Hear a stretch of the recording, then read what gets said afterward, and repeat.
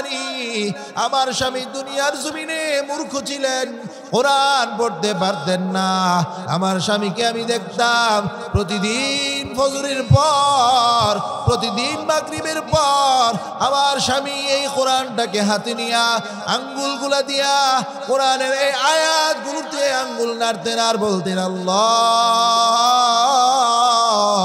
ও রব্বে কারীম, আমি কোরআন পড়তে জানি না আল্লাহ, আমি কোরআন পড়তে পারি না, আমি কোরআন তেলাওয়াত করতে পারি না মাওলা, কিন্তু আমি জানি এটা আপনার কালাম, আমি জানি এটা আপনার কথা, আমি পড়তে জানি না কিন্তু আয়াতগুলোকে মুহাব্বত করি। এই কথা বলে বলে আমার স্বামী চোখের পানি ফেলাতেন। এই চোখের পানিগুলো কোরআনের ভিতরে পড়তো। এই কোরআনের মুহাব্বত, কোরআনের ভালোবাসা আমার স্বামীর দিলের ভিতরে ছিল। এবার আব্দুল কাদের জিলানী রাহমাতুল্লাহ আলাইহি বলেন, হে আল্লাহর বোন, আপনার স্বামীর এই কোরআনের মুহাব্বতের কারণে, কোরআনের ভালোবাসার কারণে আল্লাহ তাআলা ওনাকে দুনিয়া এবং আখিরাতে কামিয়াবি বানিয়ে দিয়েছে। এই জন্য বাবা, কোরআনকে মুহাব্বত করলে লস নাই। দুনিয়ার সন্তান আপনার আমার আপন হবে না, আপনার বিবি আপন না, ও ভোর আপনার স্বামী আপনার আপন হবে না। দুনিয়ার জমিনে যদিও আপন, মৃত্যুর পরে স্বামী বলবে আমি তাকে চিনি না, স্ত্রী স্বামীকে পরিচয় দেবে না, সন্তান বাবার পরিচয় দেবে না, বাবা সন্তানের পরিচয় দেবে না। ওই দিন আপনার আমার কোরআন আপনার আমার জন্য সুপারিশকারী হবে, কোরআন সুপারিশকারী হবে। কবরে রাখার পর কোরআন চলে আসবে আপনার মাথার পাশে, এসে বলবে, আল্লাহ আপনার এই বান্দা দুনিয়ার জমিনে আমাকে তিলাওয়াত করেছে, আপনার এই বান্দা দুনিয়ার জমিনে আমাকে মুহাব্বত করেছে। আল্লাহ আজকে সে কবরে চলে আসছে, কবরে তার কোনো বন্ধু নাই, কবরে তার কোনো সাথী নাই। আল্লাহ আমি তার সাথী হয়ে গেলাম, আজকে আমি তার জন্য সুপারিশ করলাম। আল্লাহ আপনি আপনার এই বান্দাকে আমার খাতিরে মাফ করে দেন। নবীজি বলেন, মুশাফফাউন, এই কোরআন যে সুপারিশ করবে আল্লাহ এই সুপারিশকে কবুল করবেন। সুবহানাল্লাহ বলেন। এই জন্য কোরআনকে মহব্বত করার দরকার আসেনি বাবা। ইন্নাল্লাযীনা ইয়াতলুনা কিতাবাল্লাহ, এক নাম্বার কাজ হলো কোরআনকে মহব্বত করা, কোরআনকে ভালোবাসা। জোরে বলেন, এক নাম্বার কাজ কি? কথা কয় না। কোরআনকে মহব্বত করা, কোরআনকে ভালোবাসা। পারবো তো? কারা কারা পারবেন হাত উঠান। নারে তাকবীর, নারে তাকবীর। মাশাআল্লাহ। এই কোরআন যেন আমাদের বন্ধু হয় কবরে, বলেন আমিন। কোরআনকে বন্ধু বানাইতে চাননি? জোরে বলেন।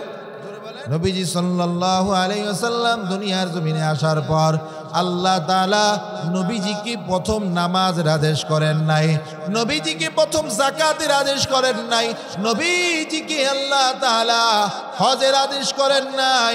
আল্লাহ তাআলা নবীজি সাল্লাল্লাহু আলাইহি ওয়াসাল্লামকে সর্বপ্রথম যে আদেশ করেছেন, উতলু মা উহিয়া ইলাইকা মিনাল কিতাবি ওয়া আকিমিস সালাহ। এ পয়গম্বর, এ মুহাম্মদ, আপনি কোরআন তেলাওয়াত করেন, কোরআন তেলাওয়াত করেন, বেশি বেশি কোরআন তেলাওয়াত করেন।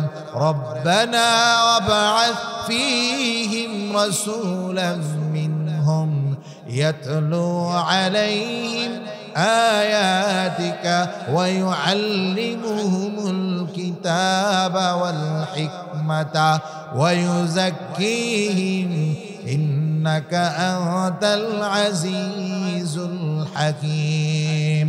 আল্লাহ বলেন, পয়গম্বরে আরবি, আমি আপনাকে দুনিয়ার জমিনে পাঠাইলাম, প্রথম কাজ হলো রাসূলাম মিনহুম ইয়াতলু আলাইহিম আয়াতিক। আপনাকে পয়গম্বর রাসূলদের মধ্যে নির্বাচিত করেছি কেন জানেননি? এক নাম্বার কাজ হলো ইয়াতলু আলাইহিম আয়াতিক, আপনার প্রথম কাজ হলো কোরআন তেলাওয়াত করা। ওই মাদ্রাসার তালিবে ইলম কোরআনুল কারীম হাতে নিয়ে কোরআন তেলাওয়াত করে, কোরআনুল কারীম তেলাওয়াত করে, আর ব্যথা বেড়ে যায়। কোরআন যত পড়ে ব্যথা তত বাড়ে। বুঝেন নাই কথা? কোরআন পড়লে ব্যথা বাড়ে। ওই মাদ্রাসার ছাত্র মনে মনে ভাবতেছি কি ব্যাপার, আমার উস্তাদজি বললেন কোরআন তেলাওয়াত করলে আমার পেটের ব্যথা কমে যাবে। আমি তো দেখি কোরআনুল কারীমের তেলাওয়াত করার কারণে আমার পেটের ব্যথা আরো বেড়ে গেল। ওই মাদ্রাসার তালিবে ইলমটা কোরআন তেলাওয়াত করতে করতে বিছানার মধ্যে ঘুমায়া পড়ছে।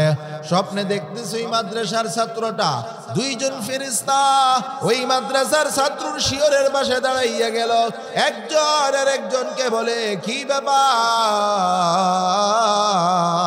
এই মাদ্রাসার তালিবে ইলম তো কোরআন তেলাওয়াত করে, কেন তার পেটের ব্যথা বেড়ে যায়? উচিত তো হলো তার পেটের ব্যথা কমে যাওয়া, কেন বাড়তেছে? আর একজন ফেরেশতা জবাব দেয়, এই মাদ্রাসার তালিবে ইলমের কোরআন তেলাওয়াত আল্লাহর কাছে এত মজা লাগছে, এত মজা লাগছে, যদি কোরআন তেলাওয়াত করার দ্বারা তার পেটের ব্যথা ভালো হয়ে যায়, সে তো তেলাওয়াত বন্ধ করে দিবে। এই জন্য আমার আল্লাহ চাইতেছে তার পেটের ব্যথা যতক্ষণ থাকবে ততক্ষণ কোরআন তেলাওয়াত করবে, আর আমার আল্লাহর মজা লাগবে। এই জন্য কোরআন তেলাওয়াত করলে মজা আর মজা। দুনিয়ার গান একবার দুইবার শুনবেন, বিরক্ত হয়ে যাবেন। রে বাবা, কোরআনুল কারীমের তেলাওয়াত শুনলে শুধু মজার মজা। ইমাম সাহেব নামাজে দাঁড়াইয়া সূরা ফাতিহা পড়ে, বলতে পারবেন কোনদিন বিরক্ত লাগছে নাকি? জোরে বলেন, আলহামদুলিল্লাহি রাব্বিল আলামিন আর রহমানির রহিম মালিকি ইয়াউমিদ্দিন ইয়্যাকা না'বুদু ওয়া ইয়্যাকা নাস্তাঈন ইহদিনাস সিরাতাল মুস্তাকিম صراط الذين أنعمت عليهم غير المغضوب عليهم ولا الضالين।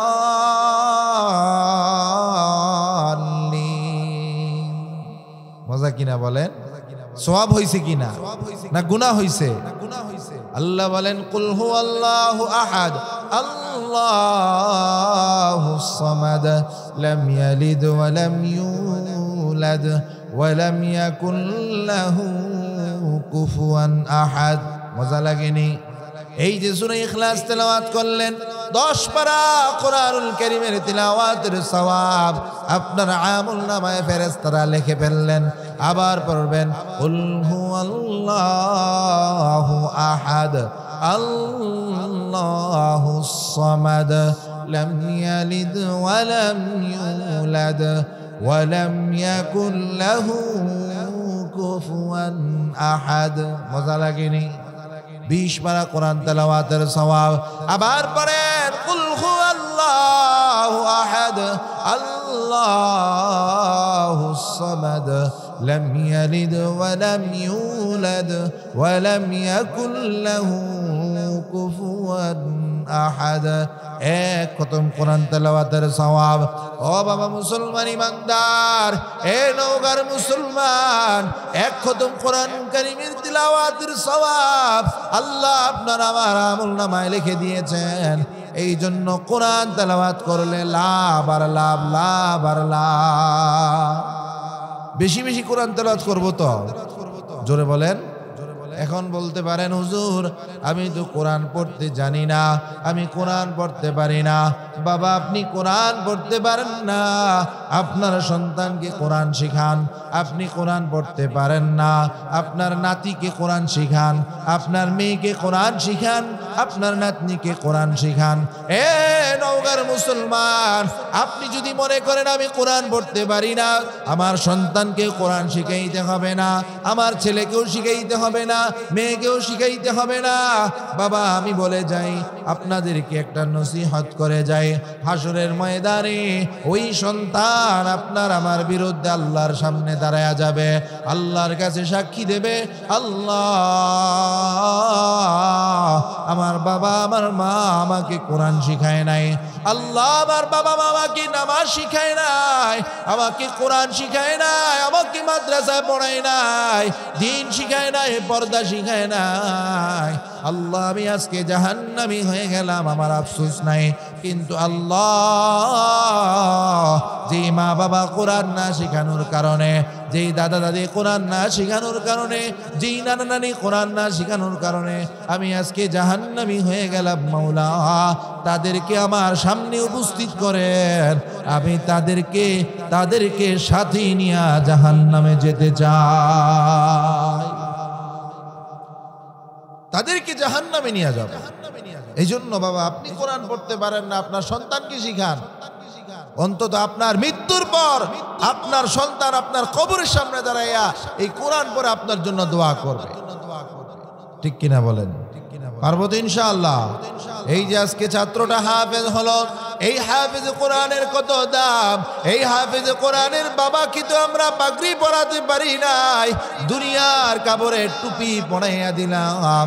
আল্লাহ বলে বান্দারে,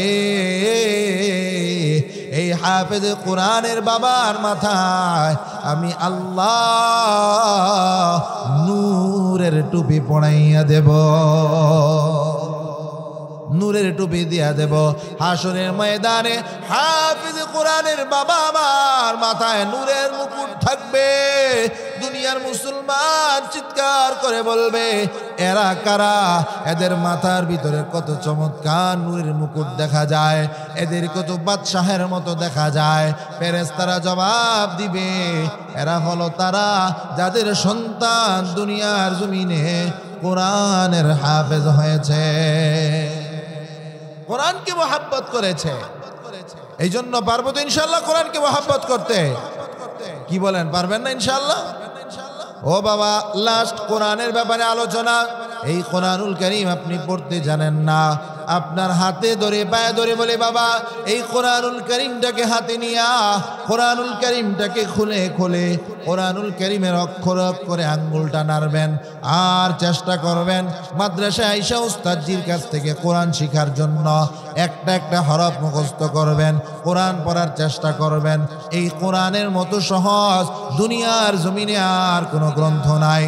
দুনিয়ার জমিনে যত সহজ সহজ গ্রন্থ আছে মুখস্থ করার পর থাকে না, মুখস্থ করা যায় না। কিন্তু আল্লাহর কালাম 30 পারা, কিন্তু এটা মুখস্থ করা যায়। ঠিক না বে ঠিক বলেন? এই কোরআনুল কারীম উস্তাদের কাছ থেকে শিখবেন। গোটা কোরআন মাত্র 29টা হরফে লেখা। কয়টা হরফ? জোরে বলেন। আপনি যদি এই 29টা হরফ শিখতে পারেন, আর কিছু কায়দা কানুন শিখতে পারেন, কোরআনও আপনি পড়তে পারবেন। তারপরেও যদি বৃদ্ধ হয়ে গেছেন, বয়স হয়ে গেছে, কোরআন পড়তে জানি না, এই কোরআনটাকে হাতে নিয়া বুকে জড়াইয়া আল্লাহর কাছে বলবেন, আল্লাহ ও মালিক, এই কোরআন পড়তে জানি না, আমি জানি এই কোরআনটা আপনার কালাম, আমি জানি এই কোরআন হলো আপনার বাণী। আল্লাহ এই কোরআন পড়তে জানি না, কিন্তু কোরআনকে মহাব্বত করে কোরআনকে বুকে জড়াইয়া নিলাম। কোরআন খুলে আঙ্গুল দিয়ে দিয়ে কোরআনের আয়াতগুলো দেখবেন, আর চোখের পানি ফলাইয়া আল্লাহর কাছে দোয়া করবেন। পারবেননি? জোরে বলেন, পারবেননি? পারতেন না? আরো জোরে বলেন, পারবেন? আব্দুল কাদের জিলানী রহমতুল্লাহ আলাইহি স্বপ্নে দেখেন, আল্লাহ ওনাকে স্বপ্নে দেখাইয়া দিলেন, হে আব্দুল কাদের জিলানী, অমুক জঙ্গলের ভিতরে আমার এক খাঁটি বান্দা ইন্তেকাল করেছে, যান তার জানাজার ব্যবস্থা করেন, কাফনের ব্যবস্থা করেন, দাফনের ব্যবস্থা করেন। আব্দুল কাদের জিলানী রহমতুল্লাহ আলাইহি মুরিদদেরকে নিয়ে রওনা হলেন, ওই জঙ্গলের উদ্দেশ্যে যাবেন। ওই জঙ্গলে যাওয়ার পর তাকাইয়া দেখে জঙ্গলের ভিতরে আর কোনো ঘর বাড়ি নাই, একটাই মাত্র ঘর। আল্লাহর বান্দার জানাজা পড়ালেন, দাফনের ব্যবস্থা করলেন। দোয়া করে আব্দুল কাদের জিলানী ওই আল্লাহর বান্দার সন্তানকে জিজ্ঞাসা করে, রে সন্তান, তোমার বাবা কত বড় আল্লাহওয়ালা, তোমার বাবা আল্লাহর কাছে কত দামি মানুষ, যে ওনার ইন্তেকালের খবর আল্লাহ আমাকে স্বপ্নের মাধ্যমে জানিয়ে দিয়েছে। আল্লাহু আকবার। তোমার বাবা এমন কি আমল করতেন যে আমলের উসিলায় আল্লাহ তোমার বাবাকে এত মর্যাদা দিয়েছে, এত ইজ্জত দান করেছে। এবার সন্তান বলে, ও আল্লাহওয়ালা আব্দুল কাদের জিলানী, আমার বাবা জঙ্গলের কাঠ কেটে কেটে সংসার চালাতো, আমার বাবার এমন কোনো আমল আমার নজরে পড়ে নাই। তবে আমার মাকে জিজ্ঞাসা করে দেখেন, আমার মা বলতে পারবে আমার বাবা এমন কি আমল করেছে। ওই আল্লাহর বান্দির কাছে চলে গেলেন। ওই মৃত ব্যক্তির স্ত্রীকে বলে, বোন, আপনার স্বামী দুনিয়ার জমিনে কি এমন আমল করেছে যে আমলের কারণে আল্লাহ ওনাকে এত মর্যাদা দিয়েছে। এবার ওই মহিলা বলে, এ আব্দুল কাদের জিলানী, আমার স্বামী কি আমল করেছে আমি জানি না, তবে আমার ঘরে একটা কোরআনুল কারীম আছে, আমার ঘরে একটা কোরআন আছে। এই কোরআনটা আপনি হাতে নিলে বুঝতে পারবেন আমার স্বামী কি আমল করেছে। আমাদের ঘরগুলোতে এখন কোরআন জায়গা পায় না, বিশাল বড় বড় টিভির জায়গা হয়, ঠিক কিনা বলেন? বড় বড় ফার্নিচারের জায়গা হয়, ছোট্ট একটা কোরআন এটার জায়গা হয় না, এটা রাখার মতো জায়গা নাই করায়। তাও আবার কি করে জানেননি, আয়সা বলে, হুজুর কোরআনটা ঘরে বইরা রইছে, এটা মসজিদে রাইখা দেন। চিন্তা করে কোরআন ঘরে থাকবে কেন, এটা তো মসজিদে থাকবে, ঠিক না বে ঠিক? মুসলমানের ঘরে কোরআন তেলাওয়াত হবে, কোরআন পড়বে, এটাই তো হলো মুসলমানের কাজ। অথচ আজকে আমাদের ঘরগুলোতে কোরআন আমরা রাখতে পারি না, কোরআন ঘরে রাখি না। ওই আল্লাহর বান্দি বলে, আব্দুল কাদের জিলানী, আপনি এই কোরআনুল কারীমটা খুলে দেখেন, হতে পারে এটার ভিতরে আমার স্বামীর কিছু স্মৃতি থাকবে। আব্দুল কাদের জিলানী কোরআন খোলার পর তাকাইয়া দেখে এই কোরআনের হরফে হরফে ওনার আঙ্গুলের ছাপ। আল্লাহু আকবার। আপনি যদি কোনো পৃষ্ঠার ভিতরে আঙ্গুল নাড়েন, বারবার নাড়েন, আপনার আঙ্গুলের ময়লায় কোরআন অন্ধকার হয়ে যাবে, দাগ পড়ে যাবে, ঠিক না ভাই ঠিক বলেন? আব্দুল কাদের জিলানী তাকাইয়া দেখে কোরআনুল কারীমের প্রতিটা লাইনে লাইনে কেমন যেন কালো দাগ হয়ে গেছে, আর মাঝখানে মাঝখানে কেমন যেন পানির ফোঁটার দাগ পড়ে গেছে। এবার আব্দুল কাদের জিলানী বলে, রে বোন,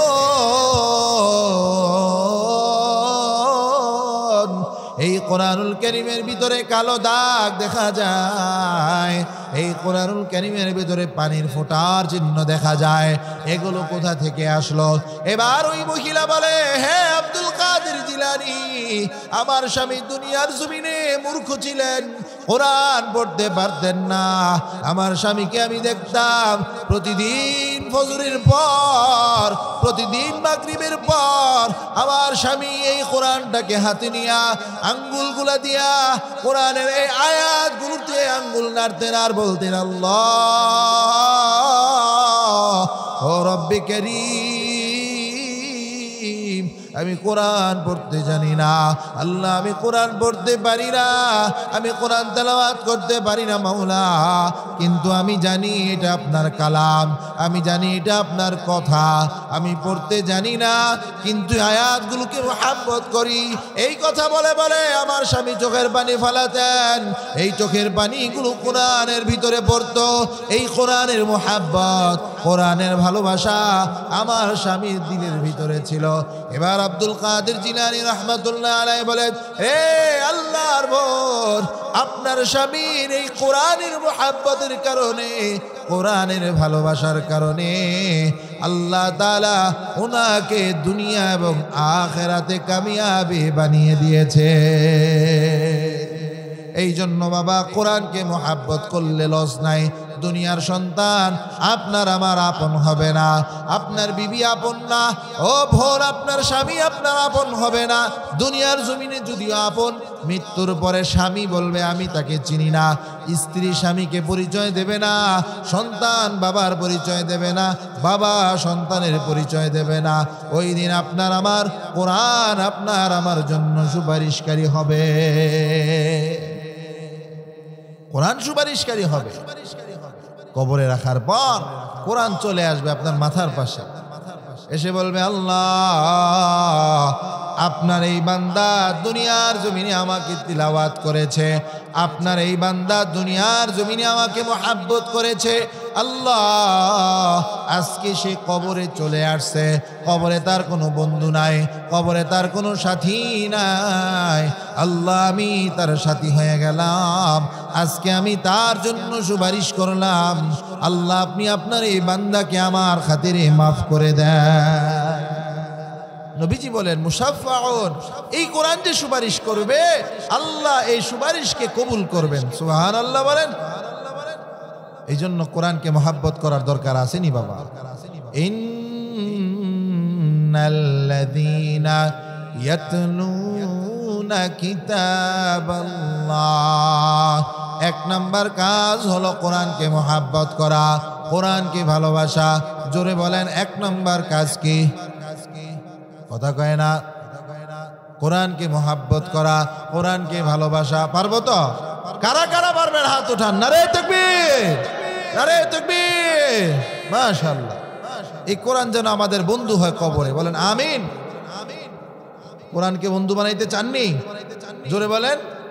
নবীজি সাল্লাল্লাহু আলাইহি ওয়াসাল্লাম দুনিয়ার জমিনে আসার পর আল্লাহ তাআলা নবীজিকে প্রথম নামাজের আদেশ করেন নাই, নবীজিকে প্রথম যাকাতের আদেশ করেন নাই, নবীজিকে আল্লাহ তাআলা হজের আদেশ করেন নাই। আল্লাহ তাআলা নবীজি সাল্লাল্লাহু আলাইহি ওয়াসাল্লামকে সর্বপ্রথম যে আদেশ করেছেন, উতলু মা উহিয়া ইলাইকা মিনাল কিতাবি ওয়া আকিমিস সালাহ। এ পয়গম্বর, এ মুহাম্মদ, আপনি কোরআন তেলাওয়াত করেন, কোরআন তেলাওয়াত করেন, বেশি বেশি কোরআন তেলাওয়াত করেন। রব্বানা ওয়াবআথ ফীহিম রাসূলাম মিনহুম ইয়াতলু আলাইহিম আয়াতিকা ওয়া ইউআল্লিমুহুমুল কিতাবা ওয়াল হিকমাতা ওয়া ইউযাক্কিহিম ইন্নাকা আনতাল আজিজুল হাকীম। আল্লাহ বলেন পয়গম্বরে আরবি, আমি আপনাকে দুনিয়ার জমিনে পাঠাইলাম, প্রথম কাজ হলো রাসূলাম মিনহুম ইয়াতলু আলাইহিম আয়াতিক। আপনাকে পয়গম্বর রসুলদের মধ্যে নির্বাচিত করেছি কেন জানেননি? এক নাম্বার কাজ হলো ইয়াতলু আলাইহিম আয়াতিক, আপনার প্রথম কাজ হলো কোরআন তেলাওয়াত করা। কোরআন তেলাওয়াত করা। মনের ভিতরে পেরেশানি আছে না? পেরেশানি, কোরআনটারে বুকের সাথে জড়াইয়া খামোশ হয়ে চুপ হয়ে বসে থাকবেন, দিলের পেরেশানি আল্লাহ দূর করে দিবে। সুবহানাল্লাহ। মৃত ব্যক্তি মারা যাচ্ছে, মানুষ মৃত্যুর যন্ত্রণা হচ্ছে, তার সামনে বসে কোরআন তেলাওয়াত করেন, সূরা ইয়াসিন পাঠ করেন, আল্লাহ তাআলা আসানের সাথে তার মৃত্যু দিয়ে দিবে। সুবহানাল্লাহ বলেন। পারবো তো ইনশাআল্লাহ? জোরে বলেন।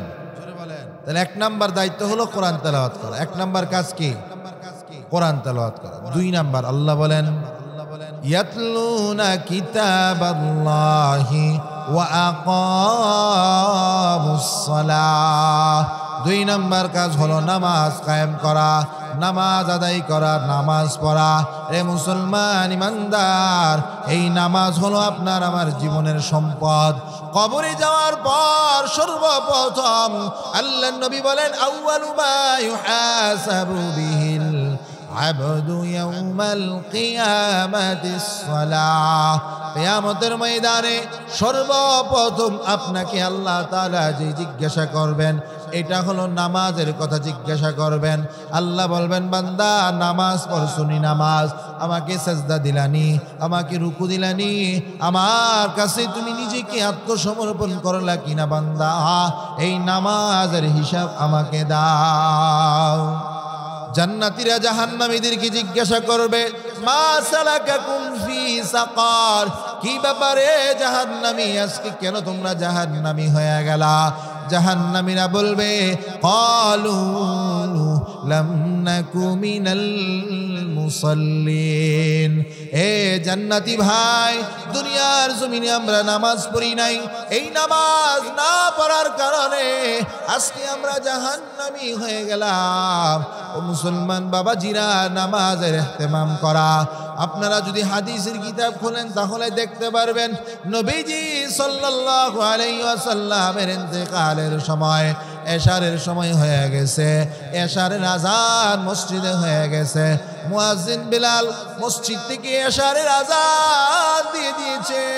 সাহাবায়ে কেরাম মসজিদে নামাজের জন্য আসছে, কিন্তু নামাজের সময় হয়ে যায়, আল্লাহর নবী তো মসজিদে আসে না, নবীজিকে মসজিদে পাওয়া যায় না। সাহাবায়ে কেরাম বড় অপেক্ষায় আছেন কখন আল্লাহর নবী মসজিদে আসবেন। আবু বকর ঘরে গেলেন, আম্মা জান আয়েশা কি বললেন, আয়েশা আমার নবীজির কি খবর, আমার নবীজি নামাজে আসবে কিনা? আম্মা জান আয়েশা বলে, আব্বা গো আমার নবীজি তো অজ্ঞান হয়ে আছে, নবীজির জ্ঞান নাই, নবীজি কিভাবে নামাজে যাবে? সাহাবায়ে কেরাম বড় পেরেশান হয়ে গেলেন, নবীজি অসুস্থ, নবীজির শরীর ভালো না। সাহাবায়ে কেরাম বড় পেরেশান, পরামর্শ করলেন কি করা যায়, কি করা যায়। সময় হয়ে গেছে, সময় অতিবাহিত হয়ে যাচ্ছে। পরামর্শ করলে আবু বকরকে নামাজে দাঁড় করায় দিলেন। বললেন, ভাই আবু বকর আপনি নামাজের ইমামতিতে দাঁড়াইয়া যান। আবু বকর রাদিয়াল্লাহু তাআলা আনহু নামাজে দাঁড়াইয়া গেলেন। আবু বকর ইকামত চলতেছে, আবু বকর নামাজে দাঁড়াইয়া গেলেন। নবীজির জ্ঞান ফিরে আসলেন।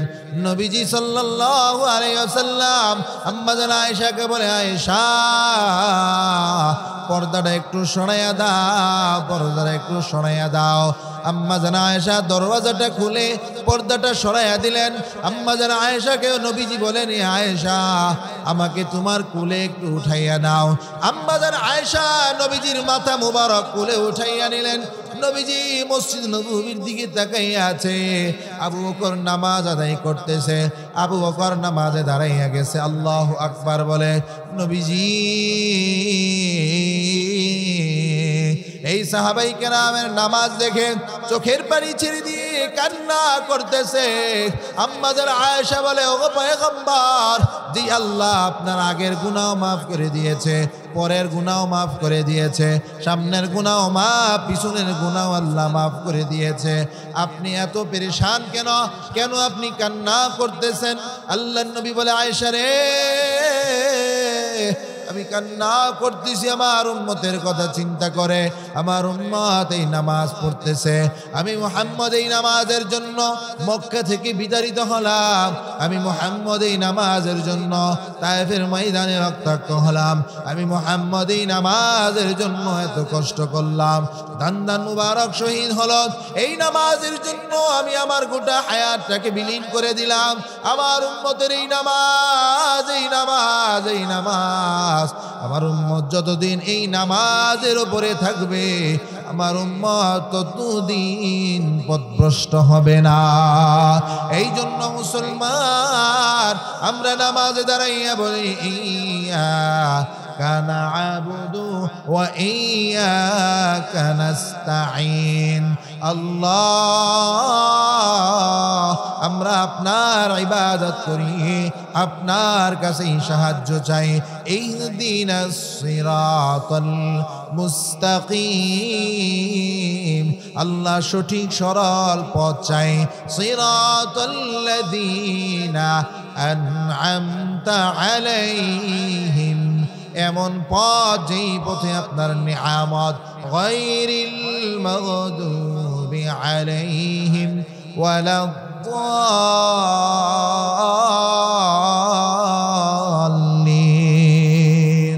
আল্লাহ এমন পথ চাই না গুমরাহির পথ, পথভ্রষ্টতার পথ, যেই পথে আপনার লাআনাত, যেই পথে আপনার রাগ, ওই পথ আমরা চাই না। নবীজি বলেন, যেই ব্যক্তি নামাজের ইহতিমাম করবে, ওই নামাজ যতদিন আমার উম্মত ঠিক রাখবে ততদিন আমার উম্মত পথভ্রষ্ট হবে না। আপনার ব্যক্তি জীবনের সমস্যা, নামাজে দাঁড়ায়া যান। রাষ্ট্রীয় সমস্যা, নামাজে দাঁড়ায়া যান। যত সমস্যা আছে নামাজে দাঁড়ায়া যান, আল্লাহর কাছে চান, আল্লাহ সব ব্যবস্থা করে দিবে। সুবহানাল্লাহ বলেন। উমর রাদিয়াল্লাহু তাআলা আনহুর নাম শুনছেন নি আপনারা? উমর রাদিয়াল্লাহু তাআলা আনহুর আমলে উনি যখন খলিফা, দুর্ভিক্ষ দেখা দিয়েছে, দুর্ভিক্ষ, অভাব আর অভাব। এই অভাবের মধ্যে উমর রাদিয়াল্লাহু তাআলা আনহু পরামর্শ করলেন কিভাবে আমরা এই অভাব থেকে উদ্ধার হব। সকলে পরামর্শ দিলেন,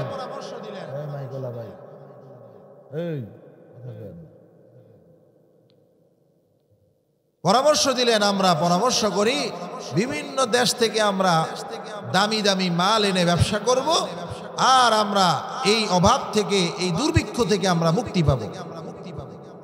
এই পরামর্শ করে রাতের বেলা ঘুমাইলেন। আল্লাহর নবীজি স্বপ্নে চলে আসলেন। নবীজি বলেন, ওমর, আমি কি আপনাকে নামাজ শিখাই নাই? আপনার অভাব, আপনি নামাজের ইহতিমাম করেন, আপনার অভাব দূর হয়ে যাবে। ওমরের ঘুম ভেঙে গেছে, মুয়াজ্জিন ফজরের আযান দিয়ে দিয়েছে। ওমর ফজরের পরে গোটা মদিনাবাসীকে ডাকলেন, এ মদিনাবাসী, কে কোথায় আছো এখানে আসো। আমাদের আর কোনো পেরেশানি নাই, কোনো চিন্তা নাই, আল্লাহ আমাদের দরওয়াজা খুলে দিয়েছে। সকলেই মনে করছে হয়তো কোনো রাষ্ট্র থেকে সহযোগিতা আসছে। ওমর বলে, না রে না, আল্লাহর নবী আমাদেরকে আদেশ করেছে নামাজের ইহতিমাম করতে। সকলে সালাতুল হাজাত নামাজে দাঁড়াইয়া যাও, আল্লাহ অভাব দূর করে দিবে। রে মুসলমান, বেশি দিন দূর নয়, মাত্র 3 মাসের নামাজের ইহতিমামের ফলে গোটা জাজিরাতুল আরব দুর্ভিক্ষের হাত থেকে বেঁচে গেছে। ও মুসলমান, এই জন্য বলবো, আপনার যা প্রয়োজন নামাজে দাঁড়াইয়া যান, আল্লাহর কাছে চান। অভাব অনটনে পড়েছেন, আল্লাহর কাছে নামাজে দাঁড়াইয়া দোয়া করেন। বিপদে পড়েছেন, দোয়া করেন। ঋণগ্রস্ত আছেন, দোয়া করেন। অসুস্থ আছেন, দোয়া করেন। সন্তান হয় না, বাবার কাছে যাওয়া লাগবে না, আল্লাহর কাছে নামাজে দাঁড়াইয়া যান, দোয়া করেন, আল্লাহ সন্তানের ব্যবস্থা করে দিবে। সন্তান কথা শোনে না, আল্লাহর কাছে সাহায্য চান, আল্লাহ সন্তানকে বাধ্য বানাইয়া দিবে। আপনার ছেলে মেয়ের জন্য উপযুক্ত পাত্র পাত্রী পাচ্ছেন না, নামাজে দাঁড়াইয়া যান। ও মুসলমান ইমানদার, আল্লাহ নামাজের মাধ্যমে আপনার সব সমস্যার সমাধান করবে।